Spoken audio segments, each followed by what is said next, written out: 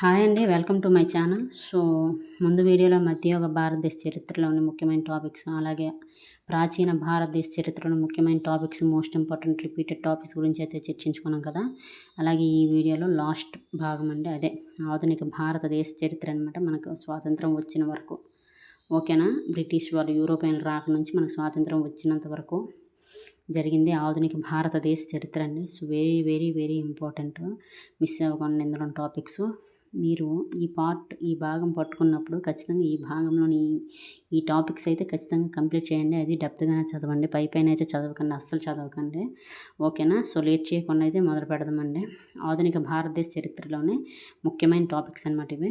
First యూరోపియన్లు రాక, very important, ఓకేనా. యూరోపియన్ రాక్ గురించి అడుగుతాడు, వీళ్ళ స్థావరాల గురించి అడుగుతాడు, వీళ్ళ మొదటి స్థావరాలు ఎక్కడని అడుగుతాడు, వీళ్ళకి ప్రధాన స్థావరాలు ఏంటని అడుగుతాడు, ఓకేనా. ఖచ్చితంగా యూరోపియన్ రాక్ గురించి చదవండి. నెక్స్ట్ భారతదేశ ఆక్రమణలు అంటే యుద్ధాలు, ఆంగ్లో కర్ణాటక యుద్ధాలు. ఇవన్నీ అనమాట. ఆక్రమణలు ఎలా జరిగాయి, ఆ యుద్ధాలు ఏంటి, యుద్ధాలు ఎవరెవరి మధ్య జరిగాయి, ఎవరు ఓడారు, ఎవరు గెలిచారు, వారికి నాయకత్వం ఏంటి, ఏ సందులతో ముగిశాయి, ఓకేనా. వెరీ వెరీ వెరీ వెరీ సందులు గుర్తుపెట్టుకోండి. ఈ యుద్ధాలు సందులు గుర్తుపెట్టుకోండి, ఎవరెవరి మధ్య జరిగాయో, దేనికోసం జరిగాయో, ఏ ప్రాంతాల గురించి జరిగాయో తెలుసుకోండి. నెక్స్ట్ బ్రిటిష్ ముఖ్య సంస్కరణలు, బ్రిటిష్ వారు ప్రవేశపెట్టిన సంస్కరణల గురించి తెలుసుకోండి. అదే సైన్య సహకార పద్ధతిలో ఇవన్నీ ఉంటాయి కదా, వాళ్ళు పెట్టిన సంస్కరణల గురించి అయితే తెలుసుకోండి. నెక్స్ట్ 1857 తిరుగుబాటు, మోస్ట్ ఇంపార్టెంట్ అండి. Very very very very very very important. 1857 తిరుగుబాటు. మీరు ఏ టాపిక్, ఏ సిలబస్ చూసినా, ఏ కాంపిటేటివ్ ఎగ్జామ్స్ ఇది లేకుండా ఉండదండి, అంత ఇంపార్టెంట్ 1857 తిరుగుబాటు. ఏ ప్రాంతంలో ఎవరు నాయకత్వం వహించారు, ఎవరిని బంధించారు, ఎవరిని ఓడించారు అని చూసుకోండి. ఎవరు నాయకత్వం వహించారు, ఎవరు ఓడిపోయారు, ఏ ప్రాంతాలు, ఓకేనా, తెలుసుకోండి. నెక్స్ట్ ఎందుకు జరిగింది, కారణం తెలుసుకోండి. సాంఘిక సాంస్కృతిక పునరుజ్జీవనం, వెరీ వెరీ వెరీ ఇంపార్టెంట్, అన్నీ తెలుసుకోండి సాంఘిక సాంస్కృతిక పునరుజ్జీవనం గురించి. నెక్స్ట్ జాతీయోద్యమం అండి, జాతీయోద్యమం గురించి పూర్తిగా ఇన్ఫర్మేషన్ అయితే తెలుసుకోండి. నెక్స్ట్ గాంధీ యుగం అండి, గాంధీ యుగం కూడా టాపిక్ పూర్తిగా చదవండి. నెక్స్ట్ గవర్నర్ జనరల్ యుగం, గవర్నర్ జనరల్ ఎవరెవరు ఏంటి ప్రవేశపెట్టారు, ఓకేనా, ఏ సంస్కరణలు ప్రవేశపెట్టారు, ఎవరు మొదటి వారు, ఎవరు చివరి వారు, ఓకేనా. ఇలాంటివి అనమాట. ఎవరు ఏ చట్టాన్ని ప్రవేశపెట్టారో అలా వాళ్ళ తాలూకా పూర్తి సమాచారం అయితే తెలుసుకోండి, మీకు బిట్స్ అనేవి పోవు. ఇదండి ఈరోజు వీడియోలోని ఇన్ఫర్మేషన్.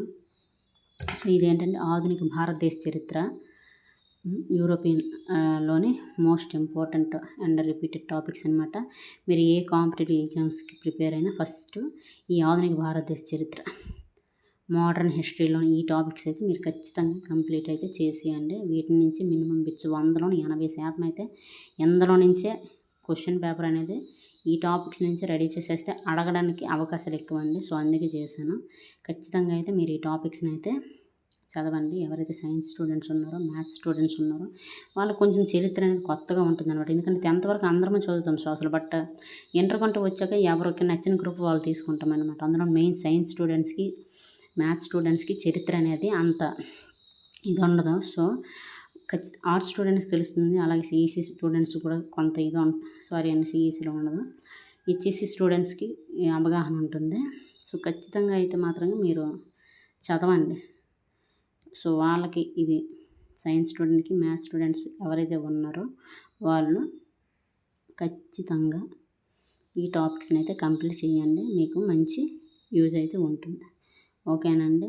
వీడియో కనుక నచ్చితే లైక్ చేయండి, షేర్ చేయండి, సబ్స్క్రైబ్ చేయండి, అలాగే నన్ను సపోర్ట్ చేయండి. ఎవరైతే కాంపిటేటివ్ ఎగ్జామ్స్కి ప్రిపేర్ అవుతున్నారో వారైతే చాలా జాగ్రత్తగా చదవండి, కొంచెం ఇంట్రెస్ట్ మీద చదవండి. ఖచ్చితంగా చరిత్ర అనేది ఎక్కుతుంది, పెద్ద కష్టమైన సబ్జెక్ట్ అయితే కాదు. దీన్ని అయితే నెగ్లెక్ట్ చేయకండి, మంచి బిట్స్ వస్తాయని బాగా చదివితే, ఓకేనండి. Thank you so much.